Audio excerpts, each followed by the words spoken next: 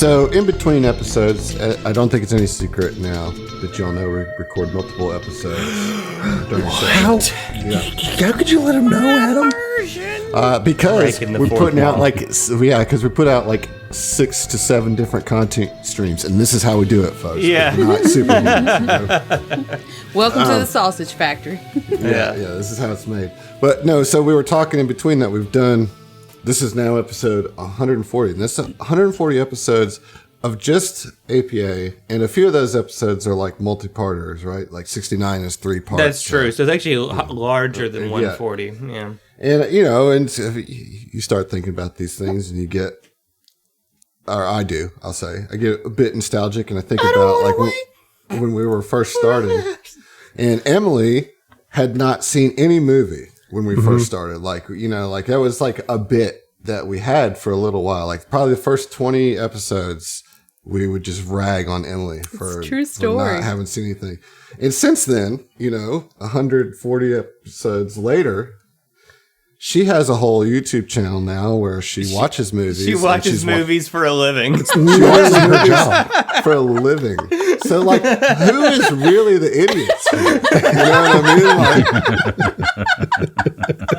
Like, we gave her so much shit, and she got paid to watch all these great movies. You know what I mean? We had to rent them from Blockbuster. I had to pay to rent them. Cisco would be proud. You know, like, I don't know about y'all, but I had to, like, fight with my sister to rent Indiana Jones because she wanted to rent, you know, I don't know. Girls just want to have fun or some shit like that. You know what I'm saying? Like, and Emily is over here fucking living the dream.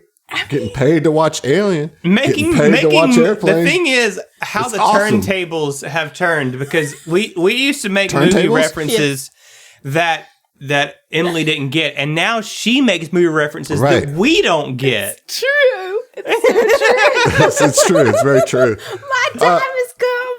So Emily, you've expanded your movie knowledge to great degrees. I want to ask you now, of the movies that you've watched for your reaction channel, can you give me 3 movies that like really stood out to you that you're like, okay, I understand why this was on the list. You know what I mean? Like, yes. I'm gonna Glory. Yeah. Okay. Glory. See, I haven't seen it. Yeah. Glory is not like a ubiquitous movie. No. And it's not easy. No, it's not easy at all. It's it tore me to pieces. But it was an amazing movie. Absolutely. In the same vein, The Green Mile. The Green Mile is like, to me, that is like one of the best movies ever made. It's so good. Yeah, I would agree. It's so good. It's definitely top 10. I think that I like it more than Shawshank Redemption. Personally, I would agree. I do too. I think I do too. Like, I think Shawshank Redemption is a tighter, better movie. Yeah. Like, as far as what it is. But for me, I prefer The Green Mile and the little extra, like, fantasy elements that are thrown into it that like puts it over the top for me, because then it has everything. And it's just so well acted, and like there's multiple tearjerker moments throughout that movie. Definitely. You know, wept uncontrollably, inconsolably. In terms of Stephen King prison film space, you know, Well, those are the good ones, right? Those are the good ones. The good right? Stephen King films are prison movies. Yeah. Right. The other one I would say, when you put it to me, these were the first 3 that came to mind. Moon. Oh, yes. My favorite sci-fi movie that exists. It shocked me how good it was. Like, I have not seen it. Dude, I feel like I should fix that this weekend. Yeah, it's so good. It. I think it's better than 2001. Wait, that's agree. the Sam Rockwell one, right? Yeah. Yes. Yeah. I've seen it, but I don't remember much of it. Oh my God, it's so good. It's so good. Like, it captures that sense of loneliness in space in a way that no other movie has quite done. Much better than 2001. I think agreed. So. Agreed. Like, So I just looked it up. It's got Matt Berry in it. I have to watch it. Yeah, I mean, like, if it has anybody other than Sam Rockwell in it, they're in it for like 30 seconds. Yeah, that's true. what I mean? Okay. This is like a Sam Rockwell performance. It's a one-man. But it is so extravaganza. Yeah. I'm putting it in the same category as Glory and The Green Mile. Just watch it. Just do that. Okay. You know So what I'm good. saying? Like, What's the movie that you were most surprised was like, oh, you have to see this, and you watch it and you're like, why is this movie so popular? so honestly, probably because it's super fresh in my mind. We watched it yesterday and it just posted tonight, or it will post at 10 p.m. Friday the 13th. The original Friday the 13th. I didn't OG. know. It's worth watching. Yeah. I mean, Is it's it worth. though? I think it's worth watching just so that you can see what it begets. What it is. You know, Right. Yeah. but I compared it and I said, given the option, I'd watch Sleepaway Camp 3 times before watching. The this thing again. is, though, unlike our good friends in the Hideous Laughter podcast, I don't think we're really horror fans for the most part. Well, I am. You are? I love to be scared. I think jump scares are cheap. I like to feel uncomfortable with my fear. Yeah. I don't like horror games scare me, which is another interesting thing because I'm literally going to start playing horror games for October. Fun. I'm scared of it, but that's because you're immersed in the jump scare. You know what I'm saying? Well, so there's a thing with horror games, though, is that it's happening to you. Yeah. Versus observing it happening to someone else. Yeah. But Especially if it does it right, like Dead Space. It's happening to you. yeah. Right. But I love I psychological can't do horror, horror games. gore. Yeah, I like the psychological See, horror movies. that's kind of where I'm at. I've come to realize I'm not a big fan of horror because I think horror in general lends itself to cheaper scares and stuff. But I've come to realize about myself I love thrillers. I love I'm a big psychological thriller fan, thrillers and stuff like that because they can be done so intelligently and expertly, and so often it really has to be an exceptionally made horror movie to break that mold. Do you think 7 crosses the line into horror? Or is I that love just straight? 7. I do too. love That's 7. But it is a psychological thriller. Yeah, I think it that's toes what the it is. line, Right. but I would not. I would classify it psychological thriller before I would classify it as horror. It has scenes of gore. It's very graphic, but it's not a horror movie. Yeah.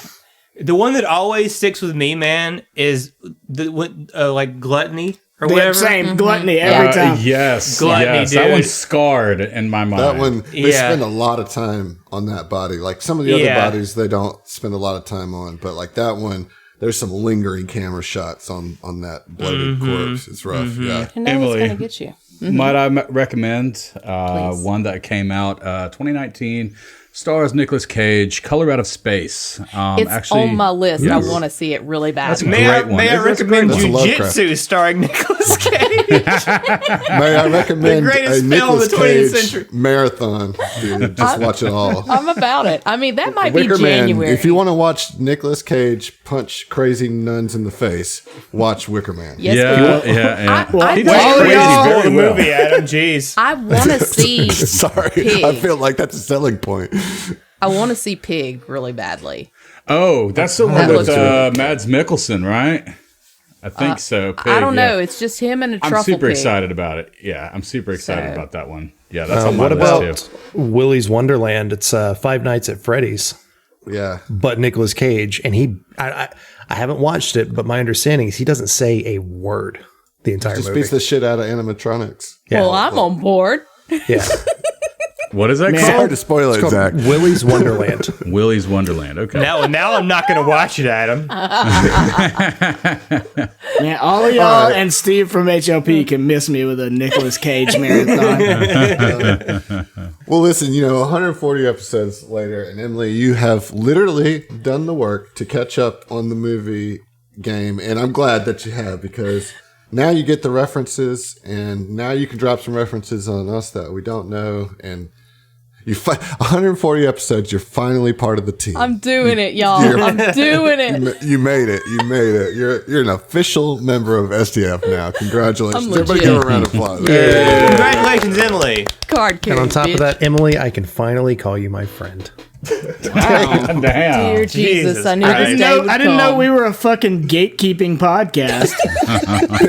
Pivot. Pivot. Gates were kept, man. Gates were kept. Apparently. I mean, dude. If y'all have been with us 140 episodes, you know that's a joke. Right. So. Yeah, like, yeah. Yeah, I would hope so. Lol. Anyways, let's get into this horror game that we're playing and jump back into the Velstrak Temple with our shadow party. At the end of last episode, you defeated the heretics that were in this kind of big auditorium room of this temple. And I think I'm just going to drop you in right there. All right, so is it confirmed that these two circles that appear to be like summoning well, they look like D20s in a lot of ways, but those are teleportation circles. Something those things teleported through them, correct? Yeah, you saw two disciples teleport out of them, get beamed up, and also from the doctors in the previous room also kind of recalled that this was going on. So, yes. Okay. Now, how it works specifically, maybe not so certain, but that was what I was getting to. With as soon as the smoke clears and the tendrils subside, as they were, Trelax would turn to Mordrin and say, "Prophet, what is this magic?" Well, obviously it's teleportation magic, you fool. Where do they go? So what I'll do is, I imagine that you guys probably want to take a 10-minute rest. Some of you do, and during that time, Mordrin, you're good. I will let you I took 0 damage in that combat. Yeah, I'll let you take 10 on your roll for the mysticism. I'm sorry, take 20 rather. Okay, I was like, I don't want to take 10. I'd rather roll. Can I take 20 on your mysticism check? So while everybody's recovered, you can kind of study these circles. You will also consider what you've heard from the surgeons, what you've seen in other rooms. You're going to do like a deep focus analysis. Right, exactly, on these circles. And what I'll tell you is this, and give me just a second to kind of get my thoughts together, because it's a little... You're good. I'm just pouring a glass of wine. Oh, la-di-da. So you conclude that in order to use these circles, one must offer a blood sacrifice, which, I think that as is tradition, sure. Right. Although it didn't seem like it required that much when you watch the disciples go. So basically just kind of a general cut, just a drop will do type of situation. Dab will do you. Just a dab will do you. In that you can also assess that these teleport circles only go one way. Oh, okay. So they're not. They're okay. They're not like traditional, like back and forth, like gates. Right. It's like, right. Hey, we'll see you. And you pick that up, that they're being brought back through a dream gate, which to be here at this temple, and that this must be the way that the Velstraks have figured out how to bring people from the material plane here prior to death, because that's not a very common thing to be able to do. And so, because you can't just generally teleport from one plane to another, and so they figured it out because of this, using the power of this dream gate here. And you further assess that in order to use these teleport circles, you would have to have a very clear idea of where you were going, because it does jump planes. So it's extremely important that you would know exactly where you want to go. Most teleportation circles work on a table where, if you kind of are familiar with something, it gives you all that. You have to be fully familiar, know exactly where you're going. Okay. You also know that the people that they bring back here through the Dream Gate have been marked in some way, presumably with the mark of Zankuthan, and like pain. You're not entirely sure why that matters, but you know that that's what the disciples were doing, was going, is like basically carving the symbol of Zon-Kuthon and the people that they wanted to teleport here through the Dream Gate. But the full connection of that eludes you at this point. You're not entirely certain why that is, but you think it has to do with the nature of this teleportation being so specific, and so you're kind of mulling it over, and you think that perhaps there's some connection with the mark and being able to pinpoint, but you'd have to look at the Dream Gate to get a better full understanding of the situation. Okay. So, yeah, I mean, after a few minutes assessing that, he would kind of relay that information to the group and say, it appears, as with all things related to the Shadow Plane, this is more complicated than I initially believed. These teleportation circles only leave the Shadow Plane. And it appears that the Dream Gate is the way back in, though those that come back needs be marked in some way with a sign or a cut from a follower of Zon-Kuthon, I would imagine. So, what do you think of this? Did we happen to notice, this is retrospective, or retroactive rather, the bodies that were being worked on in the other room? Did they have any specific marks? Or? Yeah, they did have the skull and chains of Zon-Kuthon carved into their flesh. Much like the people out on the posts when we were floating up. But do you realize what elaborate knife work that is to carve a skull and chains into somebody? I mean, that tracks. They're horrible folks. Yeah, it also could just be like a stamp, Oh no! I've got this blade stamp. Seriously though, think like a brand, cookie cutter. but instead I it's mean, like cookie cutter. Like a cutter, but it's just- razor blades, dude. Right. Dude. I 100% see You a know what? Zon-Kuthon. You know what, Kuthite. Glenbot? Take another inspiration. Oh! I just like man. the efficiency of that, Like, Well, so and that I brings didn't up... think of that. That's like really Well, slick, okay, if you didn't think about it, that I guess answers my question. I was like, did we find a Zon-Kuthon skull and chains cookie cutter somewhere? I'll say, yeah, you did. There's one right here by these teleports. Look at what I have on me. Just FYI, anybody listening who can, shape metal, that's what I want for Christmas. Don't we have a Zon-Kuthon cookie person? cutter. We do have a cookie person. Oh yeah, Right? so, We need to hit up our cookie person. critical hit cookies and have her make a Zon-Kuthon cookie. Yes. Yo, y'all need a all cookie right. girl. Hit us up. Yeah. We got a Yeah, cookie girl. We got Let a me get girl. that devil's food cookie, that Zon-Kuthon cookie, dude. Well, they'd be the pleasure and pain cookies, you know. It'd be spicy. Yeah. Oh, Like, it's like really jalapeno. spicy. Like there might be a jalapeno in there somewhere. Like but a do you whole know? jalapeno. And by might, I mean definitely. It's like super thin shards of caramel, like that you might cut your That lip cut off. your mouth. You might cut the roof of your mouth with this, yeah. No, fuck that. That's the worst cookie, dude. Fuck That that. sounds like a terrible. Well, Zon-Kuthon Adam, you know is what a candy I perfect- hate the most? That. What? That. Zon-Kuthon cookies? Yeah. Candy callback. I could have sworn, Adam, you just said John Kuthon. Yes. It That, sounded like John I can just Kuthon. imagine that phone call to us like, look, we need some cookies. We got a new idea, but we need them to hurt people. In a pleasureful way, of course. in a pleasureful. Well, they'll taste good. That's the pleasure. What was your? What do you mean? Is this a joke?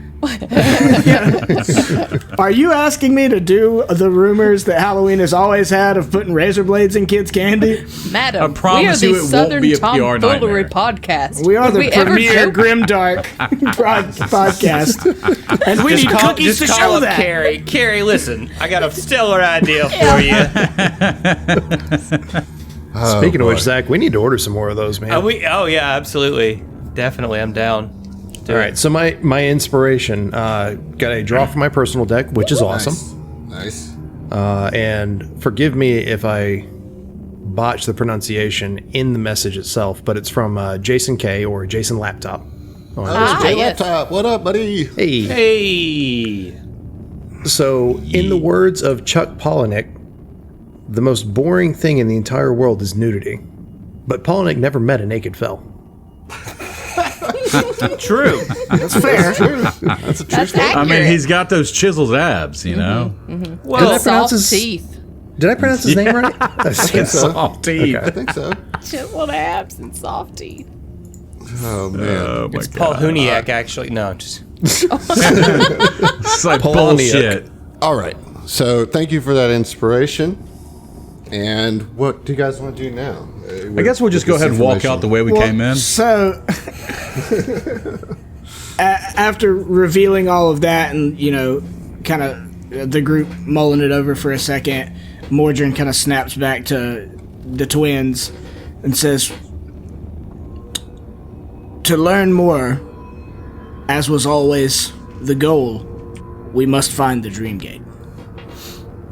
For once, Prophet, I agree. Thank you, my boy. And may I commend you on your magical prowess in combat. Supernatural. Technically supernatural, but I will take your compliment as well, Prophet. I appreciate it. We And are in terms of friends Tina, now. Did I do friends well? now. What did you do with Besties. Treylax? Okay, so we got to find the Dream Gate. I see a set of stairs to our There is- west. Yes. This is just based on my spatial awareness of the map. I'm guessing eventually that goes back to the southern exit that we did not take because it was blocked off by a force field. However, Yeah. I think there's going to be some other room between that. There's also a set of what appear to be double doors directly to the south. Did you describe what the hell is going on right here on the map? Just curious. Is that just map shenanigans, or is that Map shenanigans. I'm It's sure. map shenanigans. Okay. It's pieces there for your telekinetic projectile. nice? So Tina would Thank you for that. Yeah. Before we head down the stairs or anything, Tina would say, "Let's maybe." The stairs go up, by the way. Oh, apologies. Thank you. Let's maybe take a listen at this door, and would yonder down here and just do a perception at the double door to the south. Yeah, so just even without even having to roll a perception, you see that there's a pretty significant, digital lock on this door. And it even goes insofar as there's a plaque on it that says restricted access. Interesting. Oh, we're not allowed in. I guess we'll turn back. Let us go home. The search is over. Yeah. We have failed. All your friends died in vain. I wanna cast knock. Okay, do that. Nice. Is that a spell slot? It is, I'll take it. and Hold on. I'll take it. I I can hate do it that. without using a spell slot. I can do that Oh, without it's Wait, too you late, can? John. I It's too can. late, John. I knew you had it, but I assumed it, used a spell. Yeah, it just takes an RP slot. Or not slot. I'd RP. take the spell slot, man. Yeah, I mean RP can come in pretty handy. High grade. Let me just look at knock. I mean, there's Yeah, I'm not familiar with Starfinder. I don't really think I've ever used it. So knock opens barred, computer sealed, locked, or stuck doors, as well as those subject to hold, portal, or security seal. When you complete the casting of the spell, attempt a caster level check, 1d20 plus your caster level, against the DC of the lock or computer seal with a plus 10 bonus. If successful, knock opens up two means of closure. The spell opens secret doors, but doesn't identify secret doors you haven't found, as well as locked or trick opening containers, starship doors, and similar secured entryways. It also loosens chains, shackles, or welds, provided they serve to hold something shut. So yeah, you do get to roll a caster check against the DC of this lock. So go ahead and roll that d20 plus your level. plus 10. So like that plus my level is 22 plus 10 bonus It's 32. So what I don't help me figure this out. It says against the DC of a lock or computer seal with a plus 10 bonus. Is that plus 10 to the DC? No. I assumed it was to the person rolling. You but attempt a caster check with a plus 10 right. bonus. All right, so that takes it to a 32 total, right? yeah.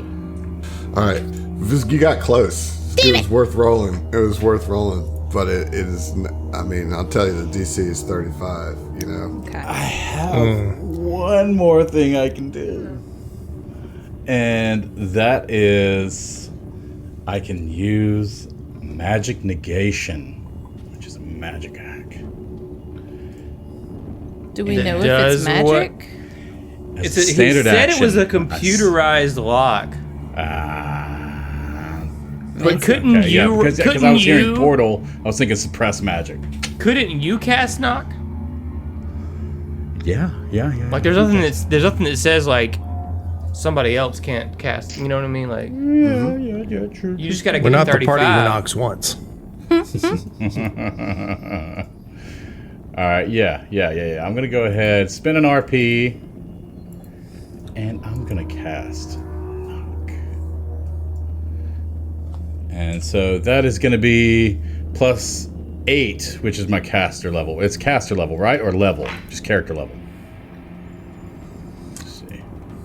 It's caster level. Caster level? So Okay. it's going to be not the nanosite level. Correct, so it's gonna be your 8. tech- Yeah, plus 8. So yeah, D20 plus 8. plus 10. So. Yeah. It's a plus 18 bonus to your whatever you roll. Right. Alrighty. It also only suspends its functioning for 10 minutes. Wait, if you used open a door closed with a security seal, that's like a specific thing, I'm sure. Yeah. All right, so 18 on the die. So plus 10, plus 8. That's going to be a 36. If I understand that. That is correct. So how much? 36. Yeah, that's right. The door opens. Yeah. So So you just kind of see like the little tracers going through his body, the circuitry and whatnot, kind of glow in amber light, and he just like juts forward his hand and he can't close his eyes. So yeah, eyes flicker, and there you go. He says, "I believe that should have done the trick." Well, Mr. 6. Well done. Mr. 6. Mr. 6. It's unlocked, but it's not open yet, correct? Is that Correct. Can we hear anything? No, you hear nothing. Okay. You are able to hear nothing. Okay. Treylax opens the door. Let's go. Let's go. So Impaled by spikes. But before we go, wait. Tenem would run over to the stairs and just listen. Can I hear anything up there? Like, I just want to get a sense of all of our options before we start bursting open doors. You hear the sound of like soft humming, like soft, low chanting, but it seems to be like coming from the walls themselves. I feel like the thing that was locked with a crazy security lock in the end of the big room with the double doors is probably gonna get us closer to the dream gate than.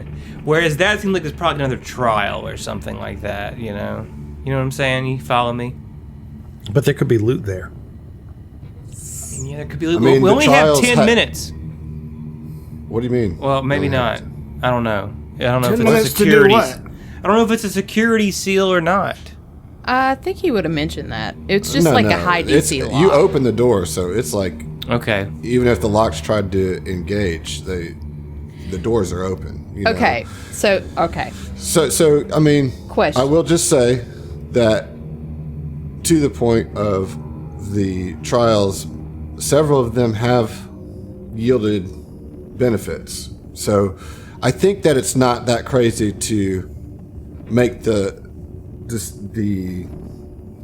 connections that you've made, Zach. Like, I think you've basically sussed it out, right? Mm-hmm. Like, The dream gate is through the double doors, and there are more trials up the stairs.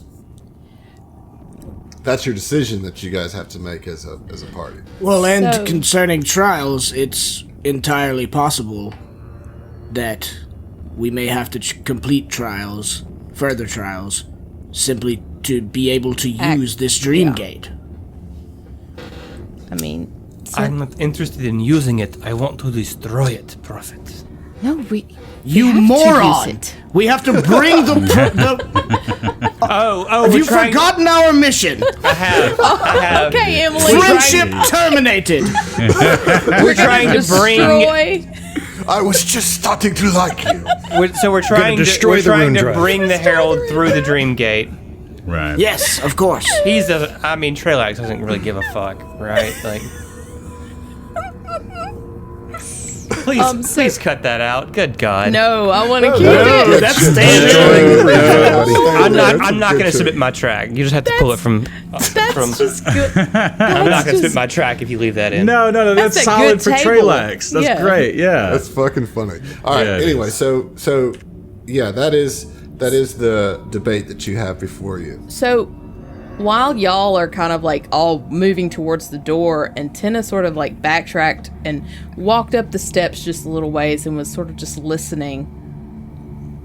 Right, I think we've opened this door, and it's pretty obvious we know where this is going to be going. But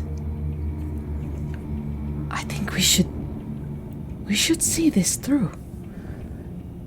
There may be more that we need to understand from the trials from this place before we can even operate the Dream Gate. I'm inclined to agree. There may not be anything we need more to activate the Dream Gate, and one of these trials could get one of us killed. Yes, it is a concern. However, look inside yourself. What do your instincts tell you? You think we're going to get it that easy after all we've come through? I don't know that I have instincts, but where we're trying to go is right in front of us. Why detour? I agree with D. He like looks at him directly when he says D. Like, yeah. My good friend D. Yeah, D looks over at him. Forever gone by D. D looks over at him, gives him a Paul Rudd from Wet Hot American Summer, just like. You taste like burgers. Tina is like so. There's this little, stairway, and then it leads up. So it's kind of like a mini balcony that Tina's sort of standing above everybody who's still. And she's sort of looking down, and she says, I'm sorry, brother, I think you're outnumbered on this. We need to move forward before we can go on to the Dream Gate.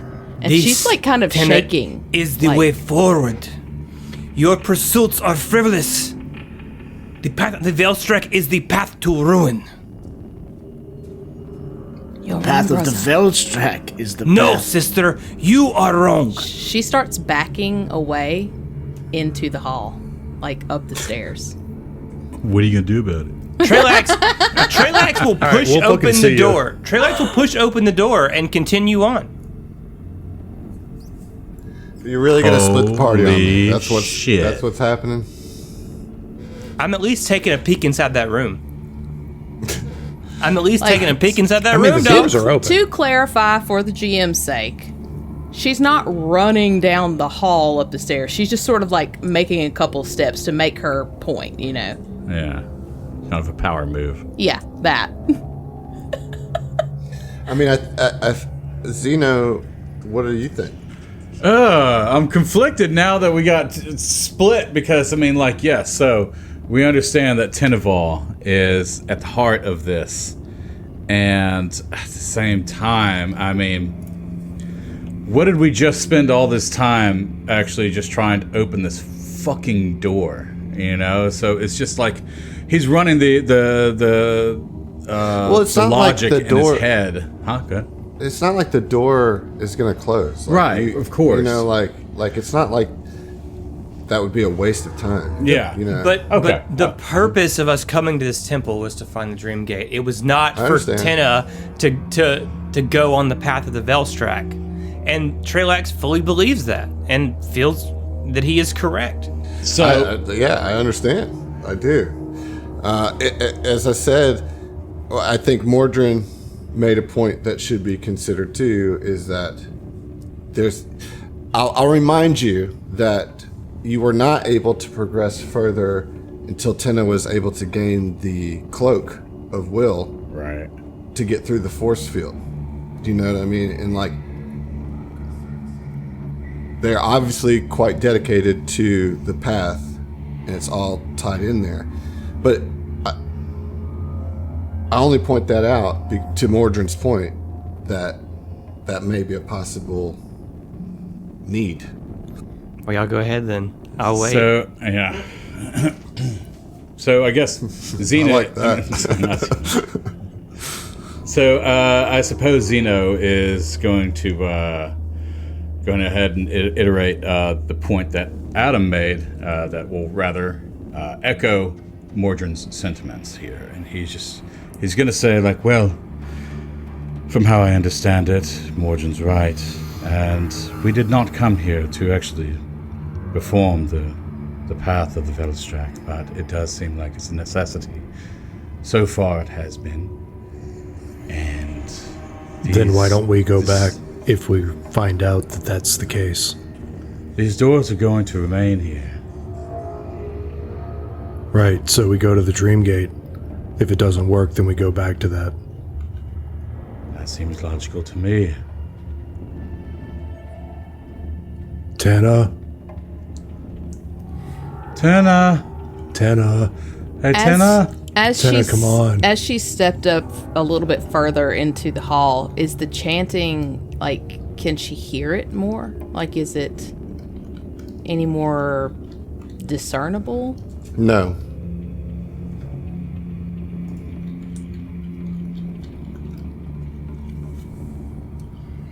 Here's what I'm gonna do. I'm gonna roll a d20. If it's 1 to 10, we go up the stairs. Tenna goes up the stairs. If it's 11 to 20, she'll acquiesce. It's 3. We'll see you. Tenna kind of is standing. Just she can just see, like, Trelax from the bottom of the stairs where it cuts off. She's Raza, I need you to trust me. I feel the call of this place. We need to finish what we've started before we can move forward in truth. Don't you see?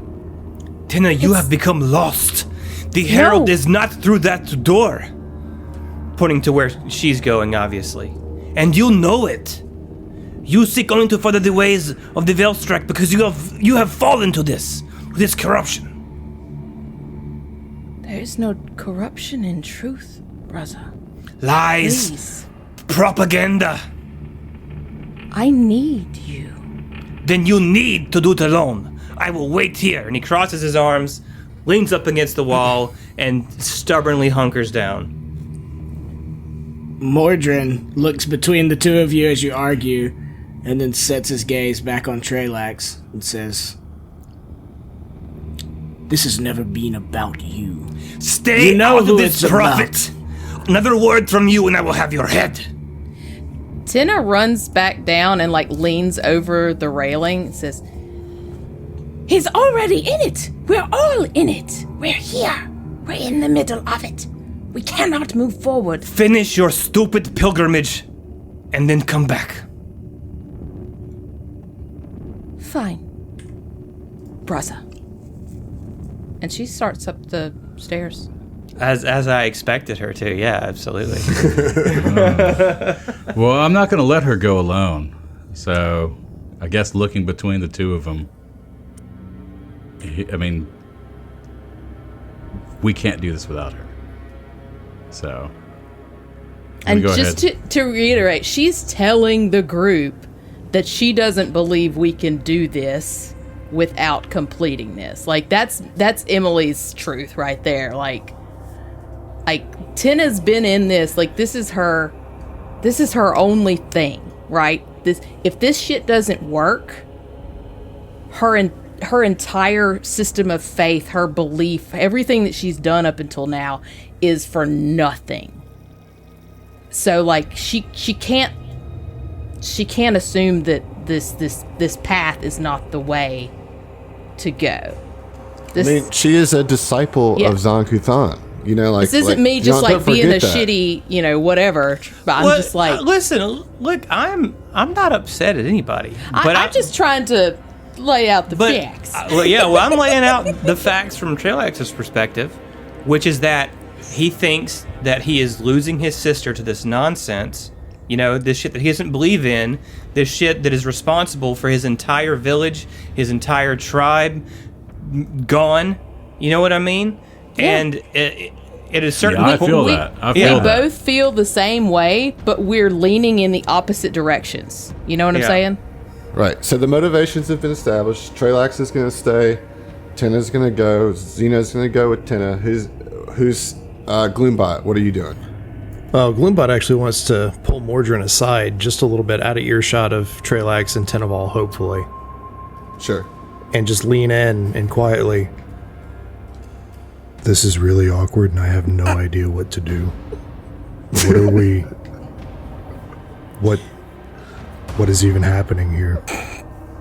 Like, I as a player understand what's going on, but old Gloombot's fucking lost. Right. This is not logical. Though it appears we are at an impasse, that's simply not the case. There's one way forward, and there always has been, and that's whatever way Teneval goes. If anyone wants to stay behind and risk her dying, that's on their heads! And he turns away and walks. Oh, snap. Oh. All right, Trailax, I'll be right back. Damn. Oh, my God. All right. So I guess the four of you then will go up the stairs, and Trailax is going to just hang at the door. Sulk at the door. Guard our six. I mean, I think it all makes sense. Listen, in character, everybody is doing what they should do. Yeah, compelling argument. Right? And so, like, it's a tense situation. You're in the fucking Velstrak temple, and shit's is getting tense. It should. So the four of you go up the stairs. Right? Yep. Mordrin, Xeno, Teneval. My hands are sweating. Yeah, Teneval, you lead them, I guess, down this hall. Yeah. And as I said, you hear this kind of chanting. It's just like low humming.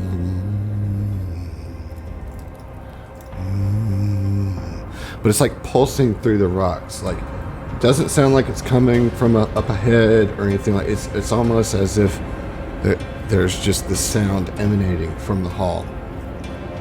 And as you round the corner and you look south, you see that it takes another corner that heads west, and you see a bunch of holes in the floor, like small holes, maybe 6-inch across holes, like line the floor.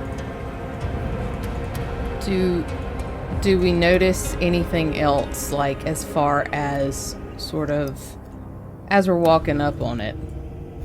I mean, the map shows blood spots, like. Yeah. As you get closer, you can see a plaque on the ground that has the 7th truth inscribed upon it, which is pain is a guide to the self and the perfection thereof, but it cannot liberate. Liberation is achieved only through an application of will in which resistance ceases and suffering along with it. And as you get closer, you can see into these holes that it's not even a perception check needed. It's very obviously spike trap. Mm-hmm. Like stepping onto any of those squares with the hole spikes will come up.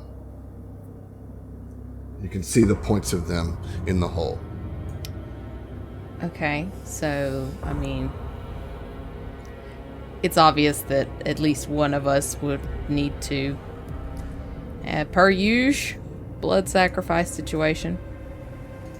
So yeah, Tina would like really approach it, and I can get just to the point where I see that there's two sets, it kind of L's, and yeah, as you get to the corner, you see to the west there's another spread of spikes.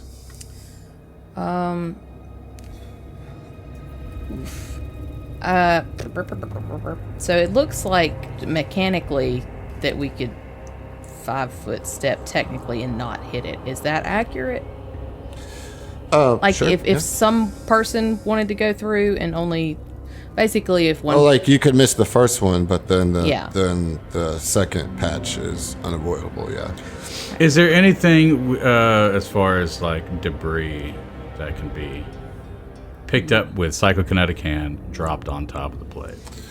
Of course, as I said, this temple is littered with techno garbage and bones.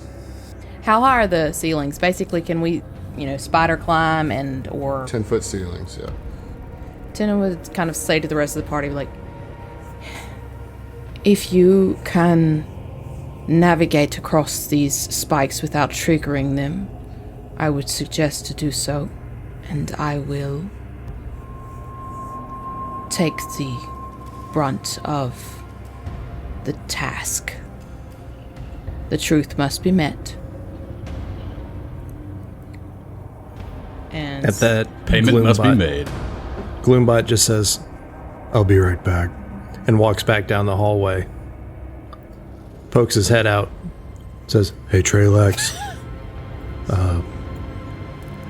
They're trying to navigate some spike pits. I just thought you might want to know. All right, I'll be back later." And just goes back to the group. We also have comms. Like, it doesn't matter. All right, Tina. So you're going to do what you're going to do, huh? So what I'd like to do is bypass the first set, if possible. Like you said, we could just 5-foot, like right there.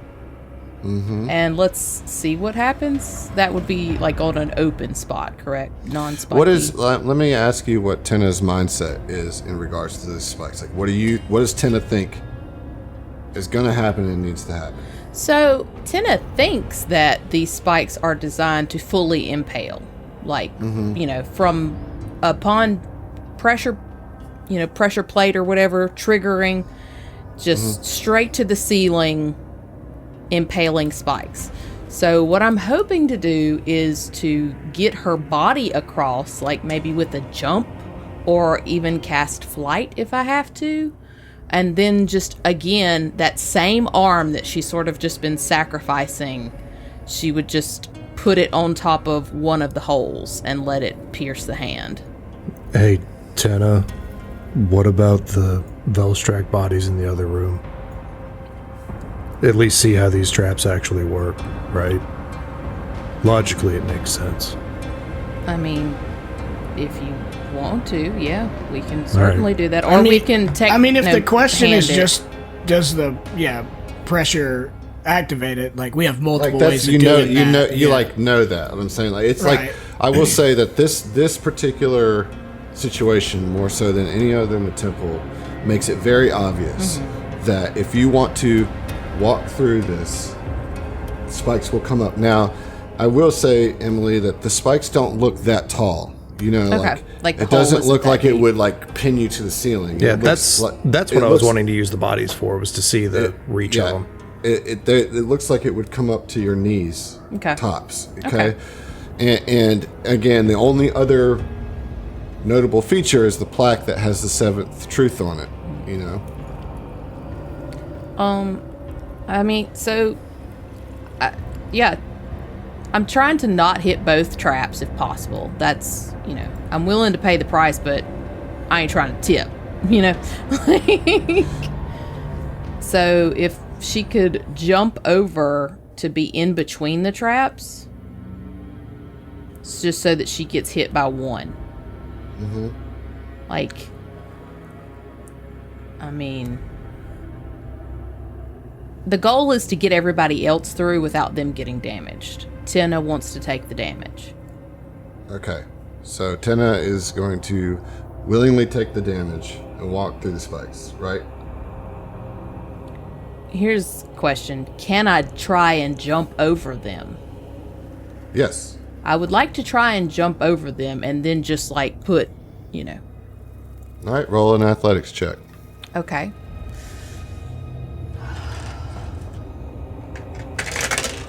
Oh, long jump.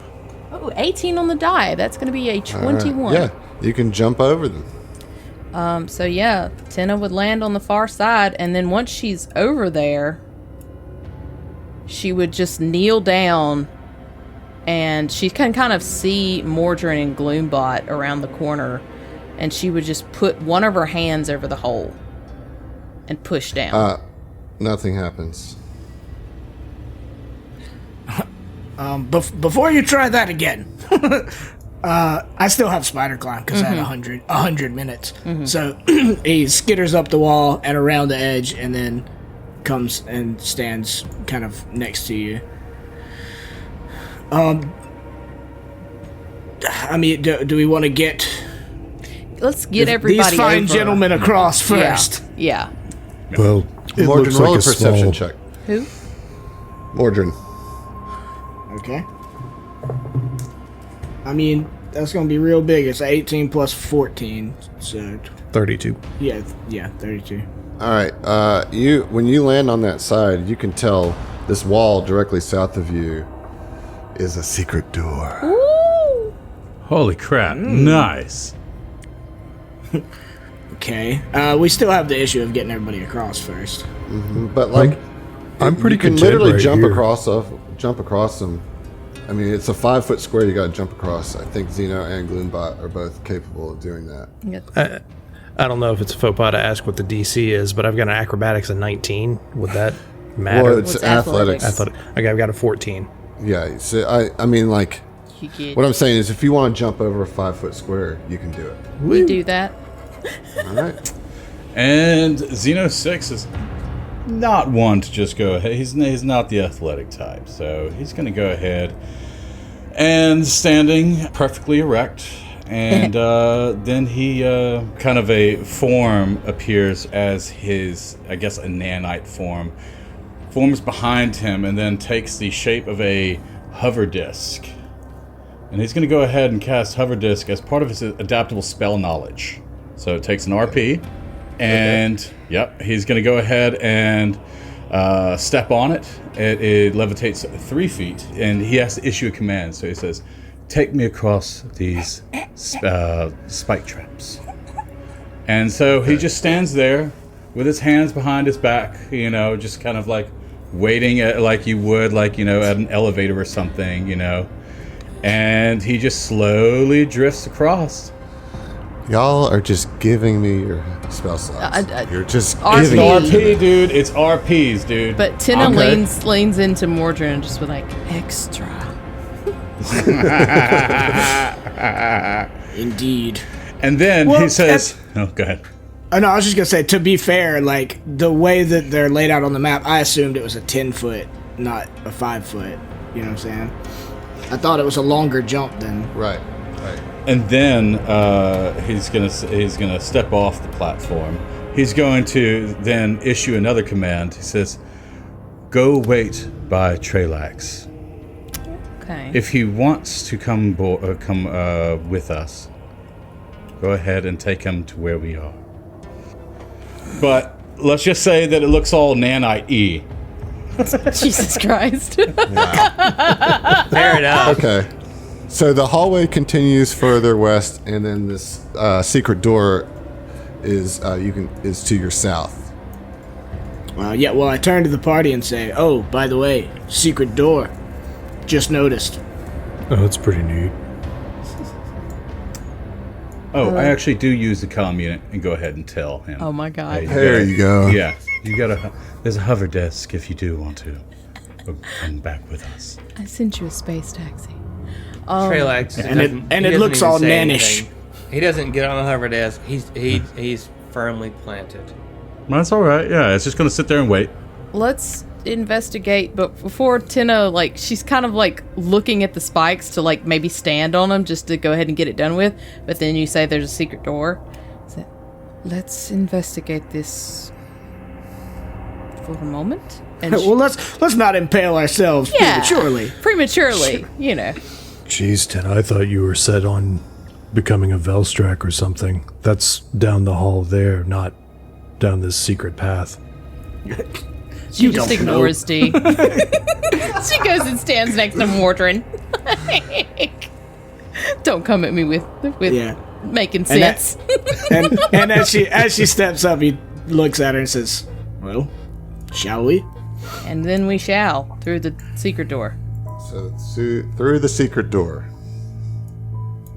All right, so you see a hallway that kind of opens up into this smaller room, and this room has a striking similarity to the room of the Fourth Truth. There's a table full of alchemical and technological equipment. A podium with a book resting upon it hugs the southern wall, and another runic circle is carved into the floor, though there are no pockets of shadow stuff to be seen, and it gives off a pulsing green glow.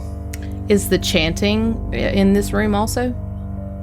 Yes, it does seem to be emanating from the circle. Okay. Anything on the table that's super obvious? So on the table, there is quite a few items, actually. There's a Mark II ability crystal. Woo. There is 6 Mark II serums of healing. An Aeon Stone, an Alabaster Helix Aeon Stone, and a Technoskeleton Key. Yeah. Hey, What is that? can you put that in chat? I heard ability crystal and then blanked out. Damn. That's some sweet loot. Yeah, that's good loot. Briefly, the Alabaster Helix basically restores 1 HP per hour. That's handy. That's pretty cool. That's pretty handy. And this Technoskeleton Key, is it basically just a skeleton key but for digital locks? For raves. That's what it's Yeah, for digital locks, you would think. And there's a gas directs mask you to made of glow sticks. That's it. Mordrin's already good raves. Mordrin's already approaching the book as they're looking at the table. Yeah, the book is just another copy of the same histories that you've seen before. Okay.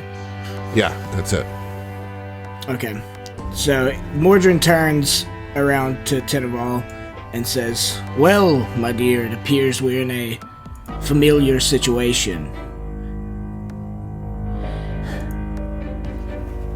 Is there any other plaques in here that maybe mention another truth or anything? Yeah, so around the circle, it says, the 9th truth, yours to discover. Oh, okay. So this is the one that's like totally up to the individual. Yeah. Okay. Oh. What's your truth? Sensing trepidation in Tinaval, Mordrin turns to her and says, "After the fiasco with the last of these circles, allow me to go in first in case and see what this is." Before Stepping in. before you do that, she'll grab your hand, kind of like we did before. Just hold your hand. Say, "I don't know if this is so important with the Velstraks, but we've had the 7th, and this is the 9th. Is there? Should we go in order? We have not had the 8th. I'll leave that for you to decide. Fuck. Gotcha. So, is there... Okay, quick question. Is there anything that suggests that the 7th, the spike pit, actually needed to be bloodied. You know what I'm saying? So, Like roll a wisdom check, flat wisdom check. Just her? Yeah, unless she voices to the group. that's going to be a dirty 20. A dirty 20. Okay, so you would just think about the seventh truth, and particularly the last part. It says liberation is achieved only through an application of will in which resistance ceases and suffering along with it. That you feel like that in order to achieve the seventh truth, you have to just let go to it. But also you would know that a lot of these truth situations, a lot of them are symbolic. Yeah. Nobody truly finds their ninth truth within 6 hours of, it takes time and prolonged suffering and all that to get there. That this is more of a mindset, symbolic run through of the truth. Gotcha, right? Gotcha. And so you don't feel like you necessarily have to complete them in order, and you don't see any purpose of why you would have to complete the seventh truth. Okay. Unless you were really just eager to embrace the Velstrakian. It's not embracing the way, it's mostly just making sure that we're not missing a component required to work the dream game. I mean, now for that, you're uncertain about what Gotcha. the eighth truth might be represented as. I would say for the seventh one, you see that it's nothing there. It was basically just being willing to take the pain for no reason, right? Gotcha. Resistance, no resistance. You just walk through it, but you've also bypassed it, and I don't think you don't feel like that matters as far as unlocking what you need for the temple. Gotcha. Well, and I would argue she's already, even prior to seeing the spikes in the floor, embraced that ideal. Right. Yep. Yeah. Past that test, So the question is, the hall before we got to the secret door continues further to the west. Correct. Which one would assume might be where the 8th would be. Do we go look at that first, or do we just plunge into the 9th? That's what I thought you were going to do in the first place. You're so dead set on following this path. Might as well do it in order. We know where this is, Mordrin. Let's go examine the rest. Cool, I guess I'll go fuck myself then. No, that's what I'm just saying. No, I'm agreeing. I'm saying the fact that she didn't acknowledge him, and instead was like, okay, Mordrin, let's go. No, I was acknowledging you. I was saying it to Mordrin because he was fixing to bounce off in there. It sounded like you're like, okay, Mordrin, let's go do the thing. I had this idea. Nope. We'll see ya. We'll see ya. No. You're obviously coming with us, Gloombutt. I was just about to step foot into a dangerous circle. Oh, I know. I'm here, aren't I? She pats Dee on the shoulder and says, "You did good, Dee. Thank you. You are correct." And then walks back out into the main hall. And we move towards the west. Okay. Unless anybody... And trying to just watch the whole way. Again, she's okay with taking any bobos that come to her, but she really doesn't want the party to suffer for her choices. Yeah, so this hallway ends in a small room, and as you enter this room, you see the unmistakable arrangements of a shrine built into the southern wall. In the center of the shrine, a larger hologram projects the image of a woman in a lab coat, her features shrouded in shadow. She's working on some device that is radiating shadow energy. On a small plaque at the base of the projector, you can see the words, "Our Shadow Queen." However, this projector has been tampered with, and the hologram is glitchy, occasionally showing this doctor crumpled to the ground, somehow more human yet very much more dead. Written in blood at the base of this projector are the words, "The Herald shall replace the false queen." Obviously added after the construction of this shrine, you see smaller holographic images of a Lashunta woman adorn the tiered shrine, displaying this woman in various scenes. You see her in a dungeon of sorts, clad in leather, whip in hand. A smile spreads across her face as she administers her lashes to the man in chains. You see this man is also smiling in ecstasy. Another tableau shows the Lashunta in a ship cabin, applying shallow cuts on her arms and legs. Yet another shows her in a dusty coliseum, standing against what must be her captors, their fists connecting to her jaw as she smiles back defiantly. These are all images of Ziva, the Herald. Inscribed at the top of this shrine is, "There are limits to what one might discover alone. Revelations and inspirations can be found in the works of others. The eighth truth." So again, I would assume that this is not an interactive situation. This is just you just take in the information. What you can piece together is that this shrine was initially made for Gregant. Dr. Gregant, and has since been defaced and replaced with Ziva as the Herald. Okay. Tenna would,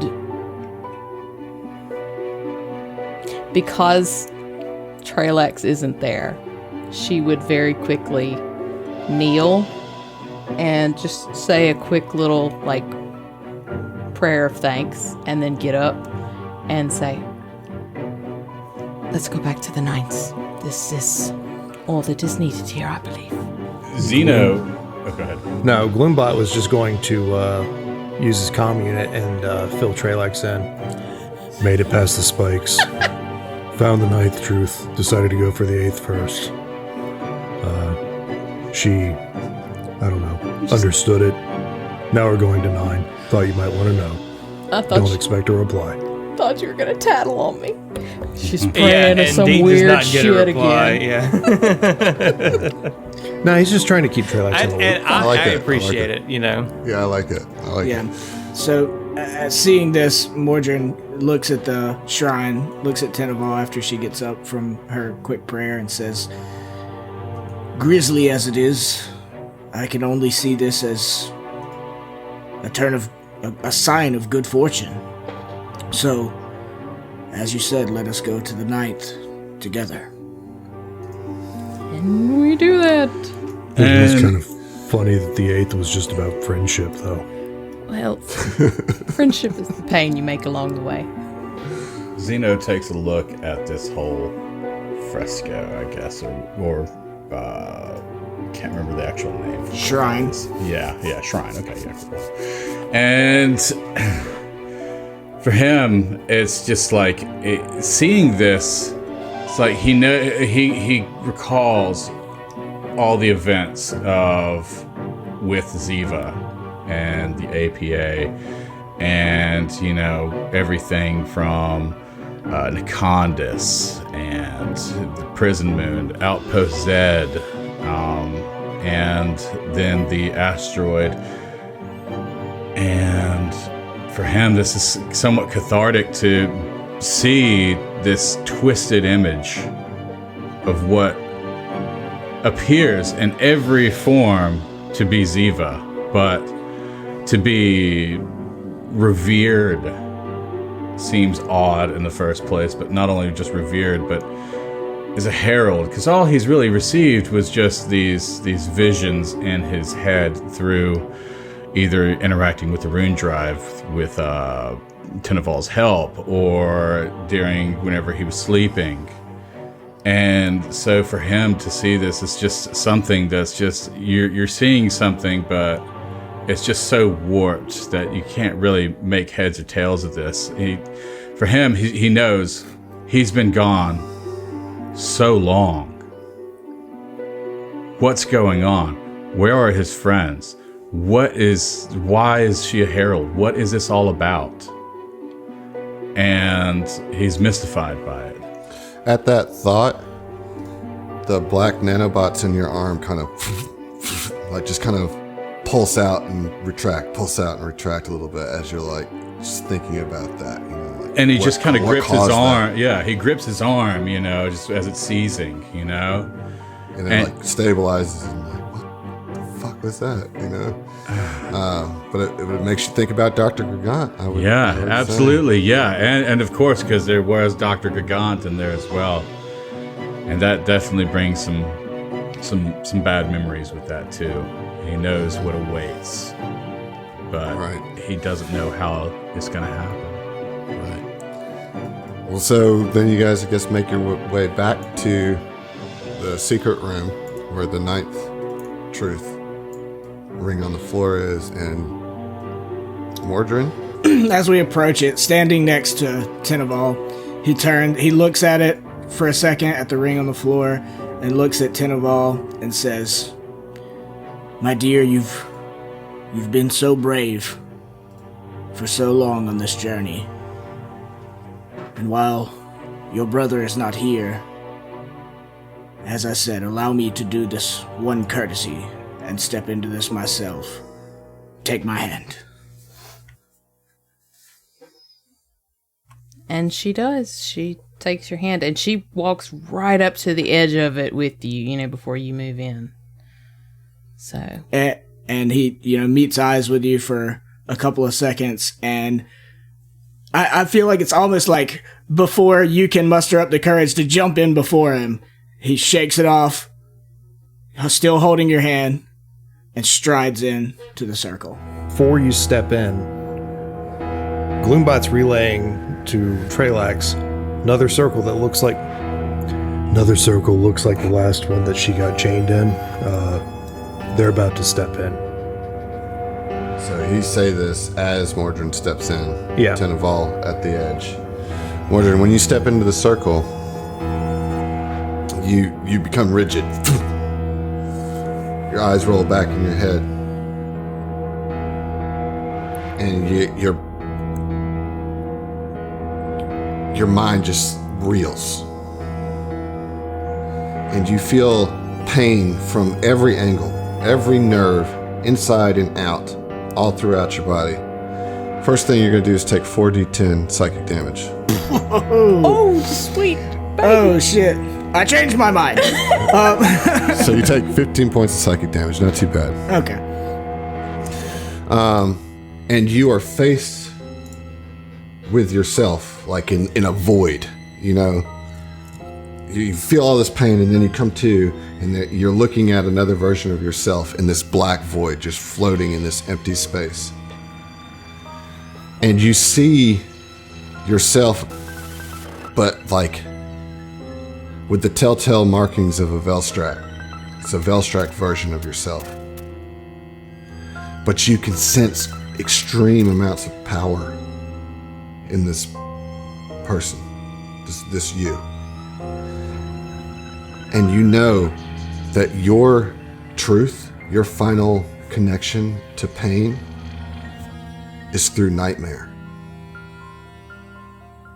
You can feel the pain that you desire through nightmares that you can create yourself, and you can inflict pain on others with nightmares of your own conceiving. You know this to be true. You know that this is the peak version of yourself in this moment that you're having. Then you come to, back into your body, Tenna holding your hand. For the rest of you, for Tenna and Gloombot and Zeno, as he has this experience, you see the color drain out of him, and he's already pale, but like he almost becomes translucent. You see him wither a bit. You see his eyes, as they're rolled back, red, like a curtain of black comes over the top of them.